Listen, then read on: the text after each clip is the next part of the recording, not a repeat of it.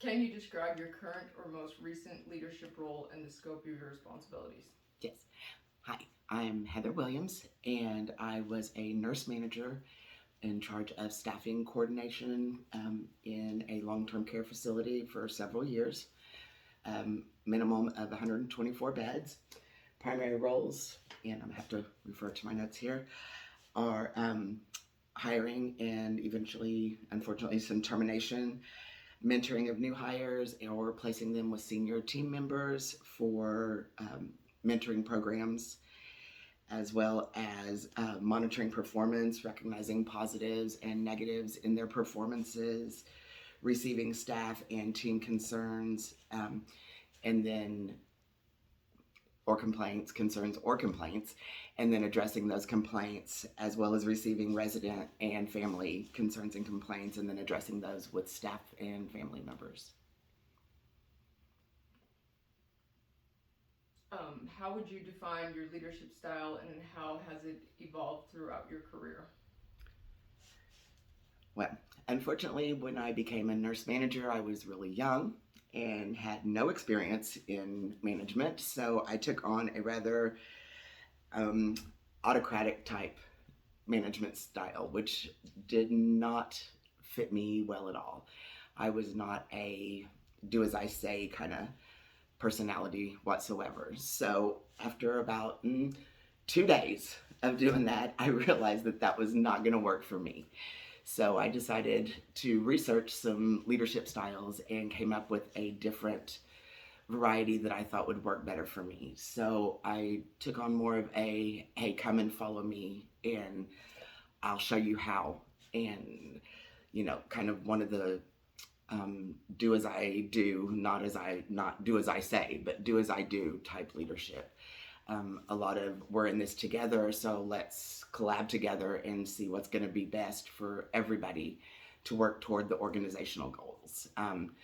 Follow me, and I will take us to where we need to be.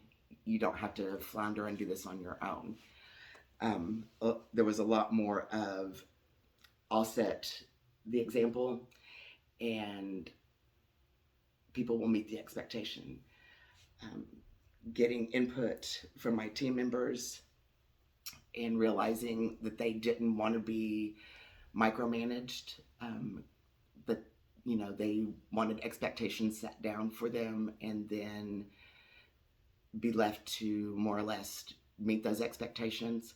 So it was one of the wonderful things about being in a management position is I was able to watch my team grow and just be able to do what they do as a team.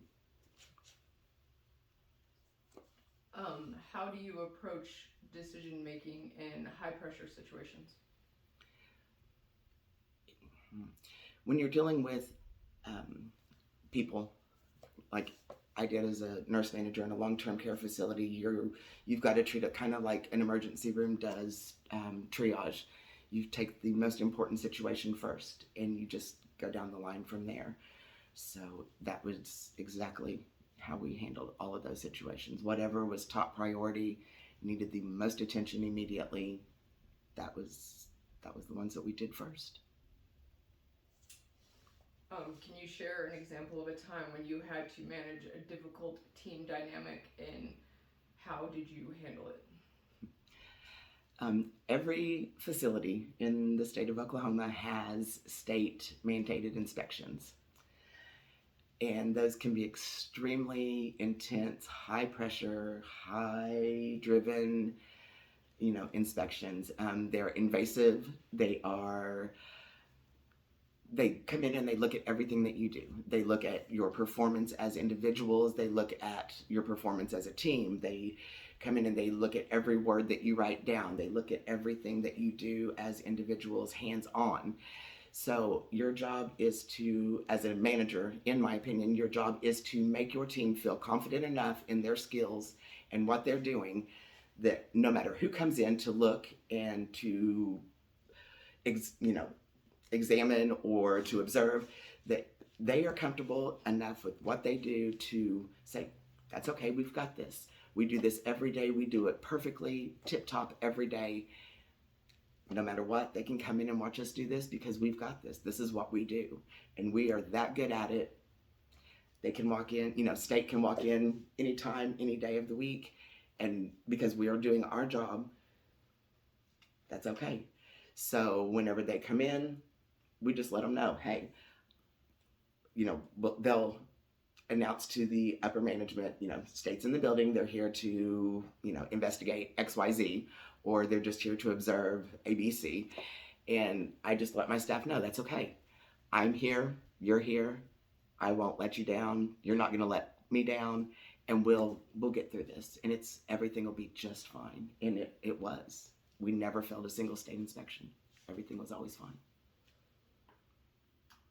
How do you balance individual employee development with achieving organizational goals? That one can be tough if you don't work for an organization that has your employees or your staff in mind when they set their goals. So the main thing is you've got to have a facility that has your employees as part of their goals. Be that mediator between upper organization management and your staff. And you've got to be that mediator, and you've got to be a strong advocate for your staff with that upper management. Otherwise, you don't have staff that will meet any goals, because employees don't leave jobs, they leave management. So if, you've got to incorporate their growth and their needs into your organizational goals. So with that being said, you've got to listen to what your employees are telling you as what their individual needs are. So when you hear what their needs are, then you can incorporate, okay, what I'm hearing is you need this. So by doing that, then you can say that works into this part of our organizational goal, and you can steer them around and show them how, by meeting this goal of the organization, that need of theirs is going to be met.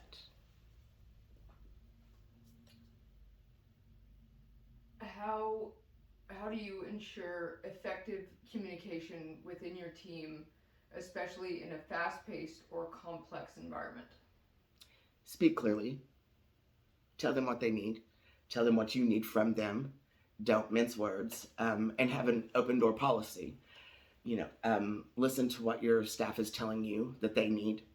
If they tell you they need another person on night shift, believe them when they say they need another person on night shift. Show up on night shift.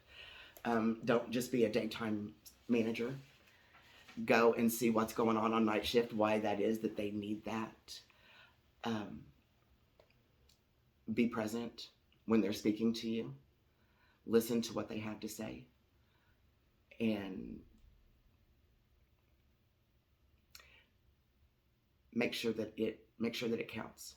Whenever they tell you what they need, make sure that it counts. What advice would you give someone aspiring to move into a leadership or management role? Don't do it if you don't have a passion for it. Don't do it unless you're going to give it 100%, because your staff depends on you for their livelihood. So, and to be their voice. So if you're not going to give it everything you've got, wait until you are of a mindset that that's what you can do. Give it everything. Like that's not a leadership position is not something that can be a halfway done position. You have to have a drive and a determination that it's going to be a priority in your life. How do you approach diversity and inclusion within your team or organization? It's not an option. Diversity and inclusion is what it is. There is no team without diversity and inclusion. You can't have a team if you're excluding people that are part of that team. It is, not everybody has to be friends, but everybody has to work together. So it is one of those, you're with each other for 8 to 12 hours a day. And if you can't get along, that's where we have to find a way to either separate that situation and have somebody work in a different section or something of that nature. But at the end of the day, we're adults, and you have to be able to put personal feelings aside if it's just a personal, we just don't like each other, or if it goes beyond that, you may have to look at separating into different sections of the facility altogether. But regardless, everybody gets a seat at the table, no matter what. It doesn't matter who, it doesn't matter from the top to the bottom. Everybody gets a seat at the table. Everybody gets a voice. There's no team without everybody being involved. Can you share an experience where you had to lead through change or uncertainty, and how did you approach it? The most challenging situation I ever led my team through was changing of administration. Our administrator left our facility, and when she did, we had, of course, a new administrator come in, and he was not at all what we were used to. Our previous administrator, she was a very hands-on, caring, and our new administrator was not. He was very standoffish, very, I'm the boss kind of person.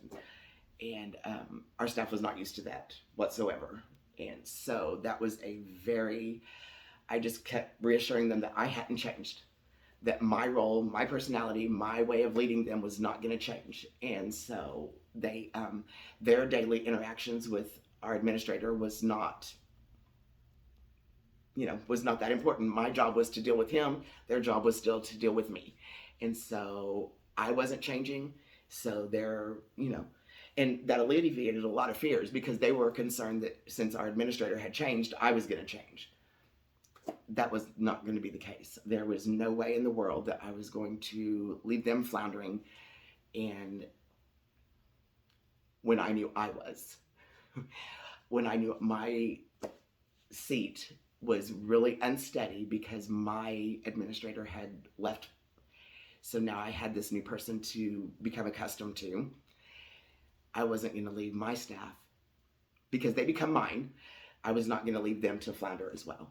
So I wanted to make sure that they knew that they had their rock still, even though it seemed like the rock that we were all anchored to had become a very different,